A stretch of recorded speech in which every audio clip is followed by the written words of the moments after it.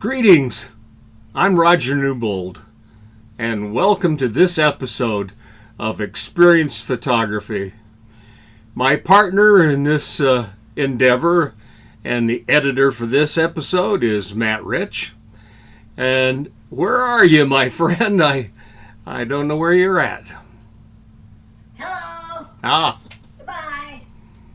We are so pleased to be back with you today. In our past episode, we spoke about 10 ideas that could help you build great photographic compositions. We hope that you have had an opportunity to get out and make some images, that you have maybe experimented with some of the new techniques that may reveal things, some of those, precious unseen things. Most of all, we hope that they were really helpful to you. By a comment request, today we're going to talk about a filter that goes in front of the sensor. The effects of these special filters cannot be easily mimicked with digital tricks, making the understanding of their use important for every creative photographer.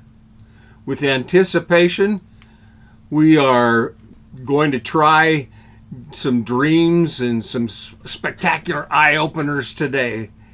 And so we're going to start off with a picture here by Matt. It's a rainbow over Factory Butte.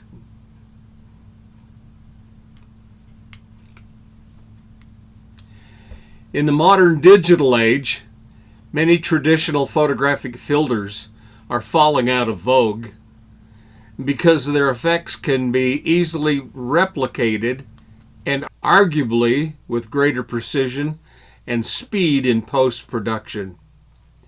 This is especially true when it comes to color graduates or special colored effect filters. Maybe even diffusion or soft focus filters can simply be recreated in post-production. At least, to a certain degree. In some cases, allowing for greater flexibility with the desired effect. The Polarizer, however, is a different kind of filter, and its effects cannot be so easily mimicked in post-production with simple digital tricks. The effects of darkening the sky at specific angles, and the brightening or saturation of some colors, and the elimination of some non-metallic reflections, darker skies and increased saturation can be realized with a graduated filter. And eliminating reflections cannot be done very easily in post-production without some real computer-generated effects.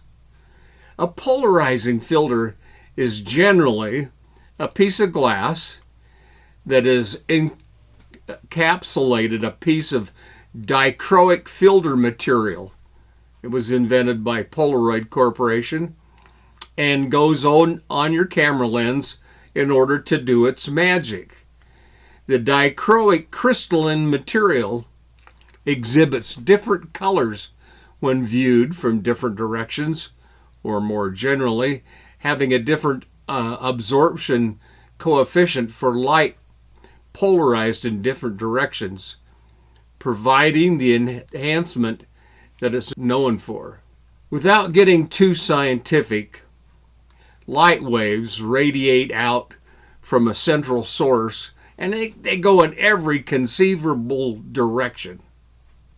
And when those waves of light strike a flat object, especially one with a high gloss surface, they are reflected off that surface in a polarized fashion, meaning that the light now radiates instead of every direction in one direction, usually right back at the lens.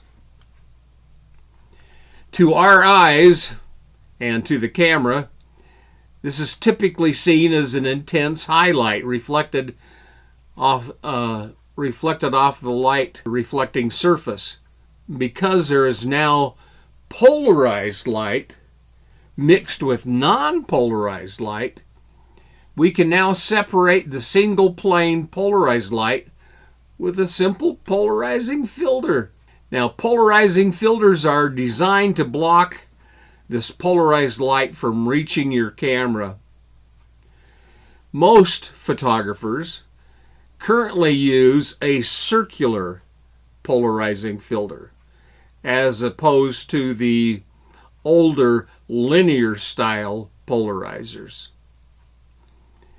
If we examine a circular polarizer, we find it incorporates a secondary filter called a quarter wave plate or a quarter wave retarder, and that's on the back of the standard linear polarizer. In essence, this wave plate depolarizes some of the light coming through the filter. Now, this kind of maybe sounds, counterproductive. The polarizing filter properties are still preserved, while the light that exists in the filter is remixed to have a more natural orientation, so not to influence the camera features. And I mean by that autofocus and auto metering. Linear polarizers really plays havoc with autofocus. The circular polarizer accomplishes this by causing the linear oscillating waves to sort of spin, and this is where the term circular comes from, because the light waves take on a circular oscillating pattern instead of a direct linear pattern. As the waves pass through the quarter wave plate, it is no longer oscillating on one plane, but is actually rotating about the axis. So it is safest to use a circular polarizer. Now, I'll have Matt put up the wave pattern. I don't know if it'll make much sense, but you can see what's happening. In our conversations, Matt said it best. So you take all of the light that's going around, bouncing all over the place, you run it through a linear polarizer, which is like gel bars. It straightens out all of the light into one direction. And then we certainly use this new circular polarizer with its quarter wave plate to give it a little bit of spin and make it look more natural. And when it gets to the sensor, that's about it. Well said, my friend, well said. That's exactly what happens. There is no disadvantage other than cost to using a circular polarizer rather than linear. Due to the complexity of the manufacturing, polarizers are probably the most expensive filters that you'll own, especially for a really good one. They can easily be the most expensive filter in your kit. The difference in cost from one polarizer to another is often reflected in the quality of the filter glass. The more expensive filters use really ultra high quality optical glass, and you can tell them because they have less color bias in your image. Inexpensive polarizers almost always introduce and impose a absolutely terrible, icky, nasty green tinge that is inherent to cheaper glass. Occasionally, some blue trace. Before purchasing such an expensive item, I would advise going to your dealership, and it would allow you to walk outside with the polarizer and photograph a scene or two with some pure white in it to judge any color bias on your camera with your lens on your card. Return the filter, take the images home and look at them on the screen. Make sure that polarizer is a good quality unit. If you're using a circular polarizer, it's crucial that you secure the filter with the wave retarder facing the lens. Now, if you place a circular polarizer backwards, it will have no effect at all. If it's a round-shaped circular polarizer with threads on and you're screwing it into your lens, which I suspect most of them will be, the manufacturer has already correctly oriented that filter. However, non-threaded filters that come in a square format can be easily flipped or oriented in the other way, and they usually say this side out. So pay attention to those instructions. The label also makes it easy to tell whether it's a polarizer is circular or linear. So see figure 3. These are some square or round versions of the polarizer filter. Polarizer filters come in round, square, rectangular. They may have threaded mounts, or they may have a direct drop-in or a magnetic attachment that hooks to some type of an adapter. They come in all shapes and sizes and manners. You have to pay attention. The one similarity they all share is that a polarizer must freely be able to rotate within their mount for optimal use. You have to turn them. They have to be able to rotate around so we can see the effects of it. Now, if you're using multiple filters in one shot, generally a polarizer will be placed closest to the lens. The filter or adapter must be rotated to amplify or reduce the polarizing effect. So by turning the filter in one direction, the photographer can block out all of the reflections, and by turning it the other direction, you can bring the reflections clearly visible. The effect of a polarizer can be seen in the viewfinder or on a monitor, so its orientation can be adjusted after the filter's been placed and secured on the lens. You can also see the polarizer's effect with the naked eye just by simply holding it up.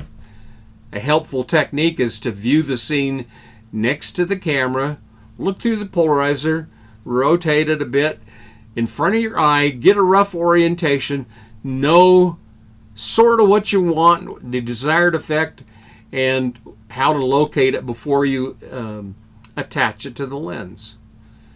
Now, note, there is no requirement to use a polarizer at maximum efficiency all the time.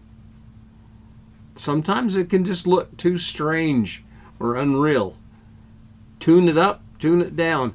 Make it look the way you feel and the way you want. There's no absolute requirement. Among the wonderful benefits of a polarizer is the effect that it is adjustable, and simply turning it makes it right. So take a look at figure 4. This is called House and Clouds.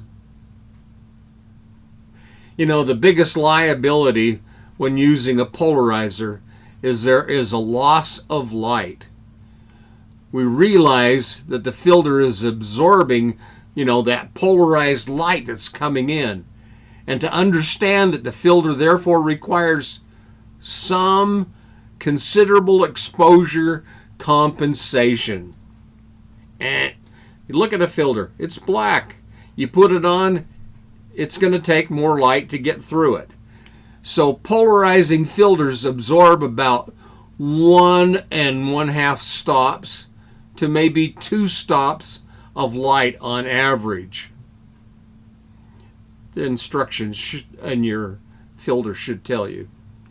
Therefore, when using a polarizer, you must add the additional exposure as indicated by the manufacturer. You may see this factor listed as a 1-stop factor, and it may just say 2x, or a 2-stop is 4x, and a 3-stop would be 8x. It doubles every time. So a 1.5 stop would be 3x, would be 1.5 stops to open up. Polarizing filters are known for 3 highly visible effects, and a bonus, that are capable of enhancing many photographs. Due to its unique construction, the polarizer can eliminate many of the exasperating reflections in the camera's field of view. It allows us to see what's beneath the surface of water or behind glass. And this is really helpful when a image or picture is partially concealed by a reflection. Take a look at figure number 5. This is by Matt. It's called Liquid Sky, and it lets us see beneath the water, see all of that detail. It's absolutely amazing. With the use of the polarizer filter, much of the glare may be reduced in nature.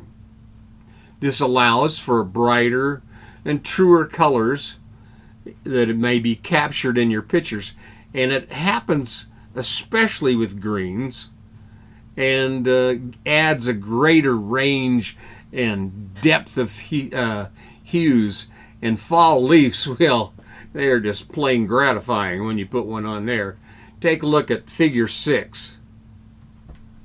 Figure 6 shows us some autumn trees, and it just does marvels for those reds. Using the filter reduces the polarized light through the atmosphere, and the filter causes the sky to turn a deeper, more evocative color of blue. Now, this generates more contrast and drama between sky and clouds. Take a look at figure 7, Matt's photograph of the waterfall and greenery.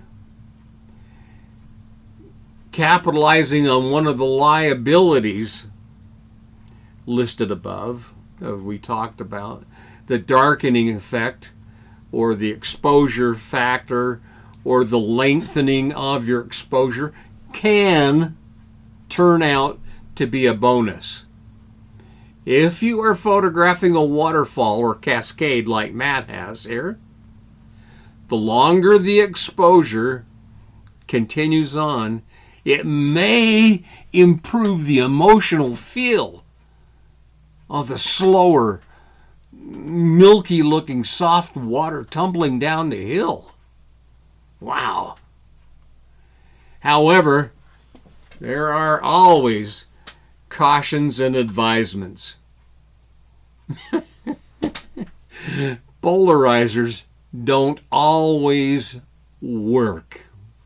Surprise, surprise. Now, depending on the angle of the sun, the quality of the light, you may notice significant changes to a polarized image, or you may notice very little to no change at all.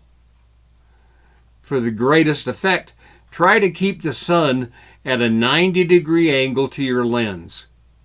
Now, a common trick is to make a finger gun and use your thumb pointed at the sun and your index finger at your subject, and wherever the sun is, you can rotate that filter and you will see the effect best when it is in that direction, 90 degrees off axis. There you go. Finger points will experience that's funny. Finger pointing will experience the strongest polarization effect, whereas other areas of the scene may experience the polarizing to some various degree. The polarizer can only produce a 90-degree angle of effectiveness, so take that into account. The filter can only polarize a 90-degree section. Now, as we get out to this edge of the 90 degrees, or the edge of the L shape, we will notice that there is fall off as it nears the borders of its coverage. Therefore, one would be advised not to use a polarizer on a lens much wider than maybe 28 degrees or 23 to 18 on a crop sensor camera.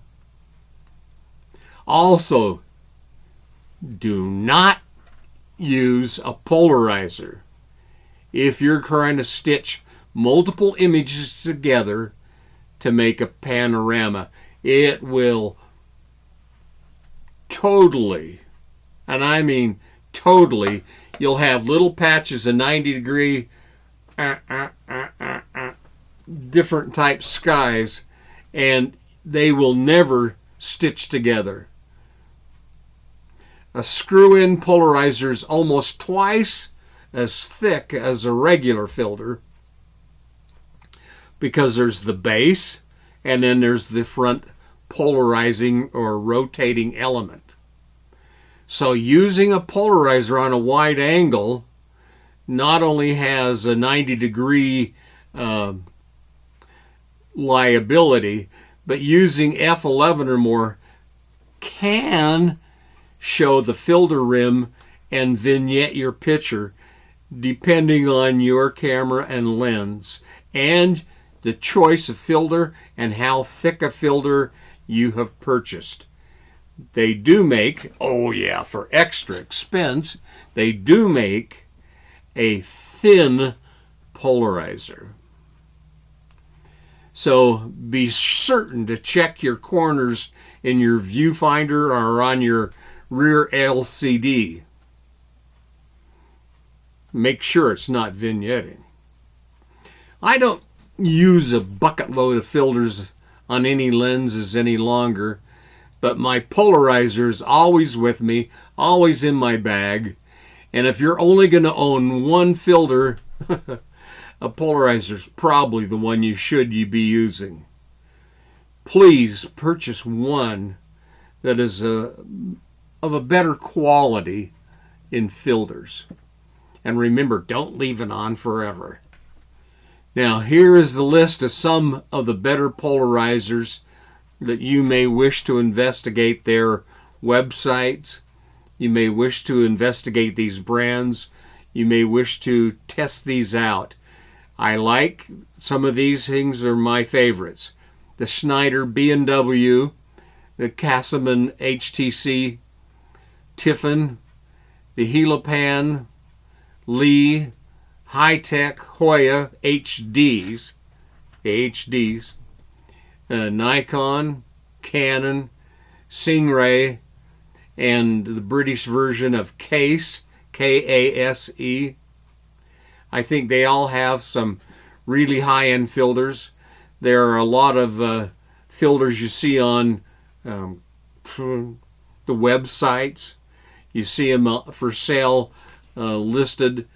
And if you see a filter that's $9 versus one that's $69, you can pretty well guess which one has the best quality. Now, Matt and I hope we've given you some more valuable information.